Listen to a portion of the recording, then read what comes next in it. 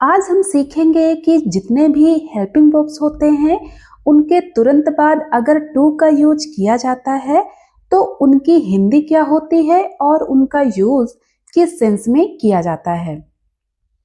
तो सबसे पहले हम बात करेंगे इज एम आर के बाद अगर टू का यूज करेंगे तो इसकी हिंदी क्या होगी। तो इसकी हिंदी हो जाएगी करना है, किसी भी काम को करना है। मीन्स जब हमें कहना हो कि किसी कोई भी काम करना है या करना होता है जो पहले से डिसाइड हो चुका है, तब हम वहां पर इज एम के बाद टू का यूज करेंगे।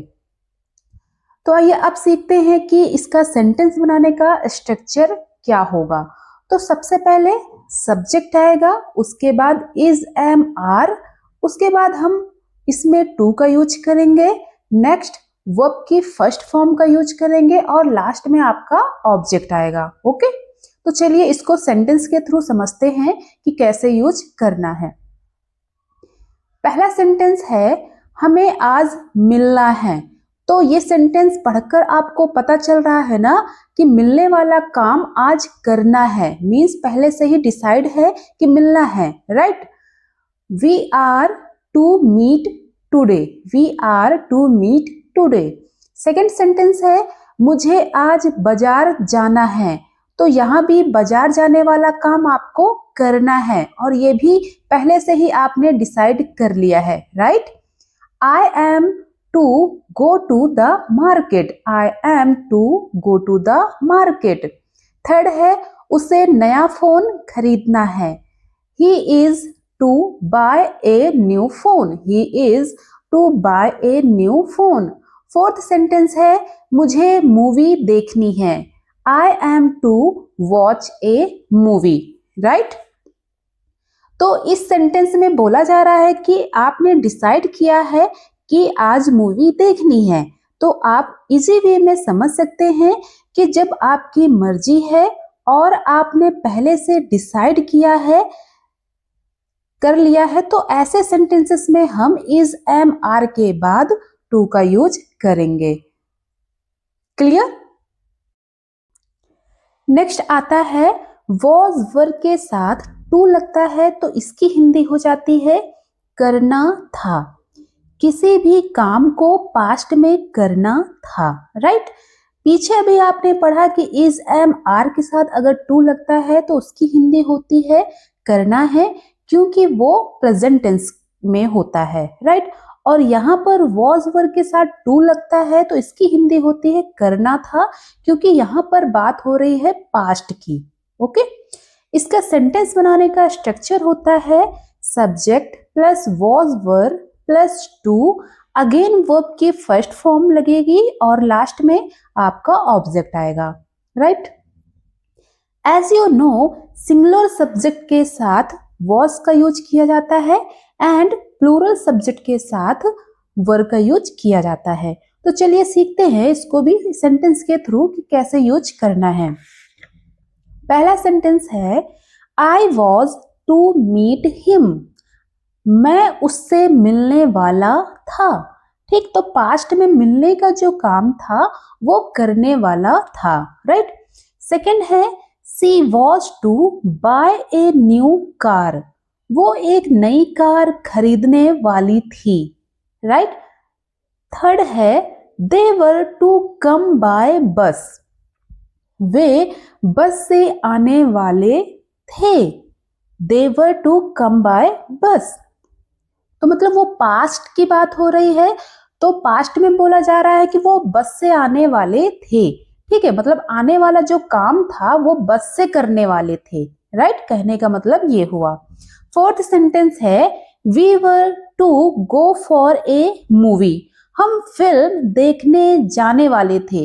तो यहाँ इसका सेंस ये हो रहा है कि आप पास्ट की बात किसी से बता रहे हो कि उस टाइम जब तुमने फोन किया था तब हम फिल्म देखने जाने वाले थे, राइट। तो अब आपको समझ आया कि इज एम आर और वॉज वर्ब में अगर टू लगता है तो इसका यूज कैसे और किस सेंस में किया जाता है।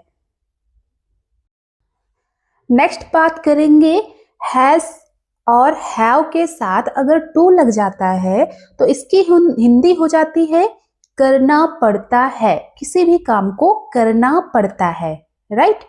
गाइस, हैज टू और हैव टू का यूज तब करते हैं जब हमें कोई काम मजबूरी में, जरूरत के लिए या किसी रूल की वजह से करना पड़ता है, चाहे हमारा मन हो या ना हो। ओके, इसका सेंटेंस बनाने का स्ट्रक्चर होता है subject plus have, has have के बाद टू का यूज करेंगे, अगेन वर्ब की फर्स्ट फॉर्म एंड लास्ट में आपका ऑब्जेक्ट आएगा। ओके, जैसा कि आपको पता है कि सिमिलर सब्जेक्ट के साथ हम हैज टू का यूज करेंगे एंड प्लूरल सब्जेक्ट के साथ हम हैव टू का यूज करेंगे।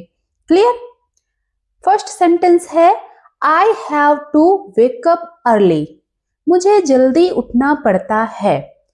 मान लो जिन लोगों को ऑफिस, स्कूल, कॉलेज जाना होता है तो उन्हें जल्दी उठना ही पड़ेगा, उनका मन हो या ना हो। Got it? सेकेंड सेंटेंस है we have to follow the traffic rules, हमें ट्रैफिक रूल्स फॉलो करने पड़ते हैं क्योंकि ये हमारे कंट्री के नियम होते हैं। अगर हम ट्रैफिक रूल्स नहीं फॉलो करेंगे तो उसका चार्ज देना पड़ता है, राइट। तो ट्रैफिक रूल्स कुछ हमारे यहाँ के, हमारे कंट्री के कुछ ऐसे रूल्स होते हैं जो हम सभी को फॉलो करने पड़ते हैं, उसमें हमारा मन हो या ना हो। Got it? थर्ड सेंटेंस है you have to wear a uniform in school, तुम्हें स्कूल में यूनिफॉर्म पहननी पड़ती है। ठीक है, तो आप सभी को पता है कि अगर स्कूल कॉलेज में यूनिफॉर्म है तो आपकी मर्जी हो या ना हो, आपको यूनिफॉर्म पहन के ही स्कूल कॉलेज जाना होता है, राइट। फोर्थ सेंटेंस है she has to go to the market, उसे बाजार जाना पड़ता है। ठीक है, आई होप अब आपको क्लियर हो गया होगा कि हैज टू और हैव टू का यूज किस सेंस में, किस सेंटेंस में करना होता है। ठीक है,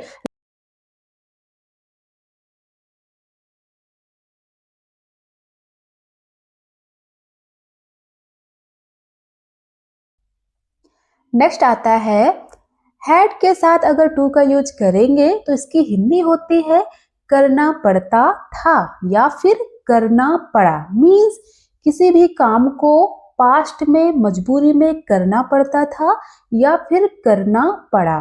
ठीक है, तो ये भी बिल्कुल हैज टू और हैव टू के जैसा है, इसमें बस इतना अंतर होता है कि किसी भी काम को पास्ट में मजबूरी में करना पड़ता था, राइट। इसका सेंटेंस बनाने का स्ट्रक्चर होता है subject plus had plus to, again verb की फर्स्ट फॉर्म एंड लास्ट में आपका ऑब्जेक्ट आता है, राइट। तो यहाँ पर पहला पॉइंट आपको याद रखना है कि हैड टू के साथ सभी जितने भी सब्जेक्ट होते हैं ऑल सब्जेक्ट आ सकते हैं। मीन्स चाहे आपका सब्जेक्ट सिमिलर हो, चाहे आपका सब्जेक्ट प्लूरल हो, सभी के साथ आप हैड टू का यूज करेंगे। Got it? सेकेंड पॉइंट है कि हैड देखकर आप कंफ्यूज बिल्कुल मत हो जाना कि यहाँ पर वर्ब की थर्ड फॉर्म लगेगी, बिल्कुल भी नहीं। आपको ये याद रखना है कि टू के बाद हमेशा वर्ब की फर्स्ट फॉर्म ही लगती है, तो यहाँ पर हैड टू लगा है तो इसके बाद हमेशा आप वर्ब की फर्स्ट फॉर्म ही लगाएंगे, राइट। पहला सेंटेंस है she had to cook food every day, उसे रोज खाना बनाना पड़ता था।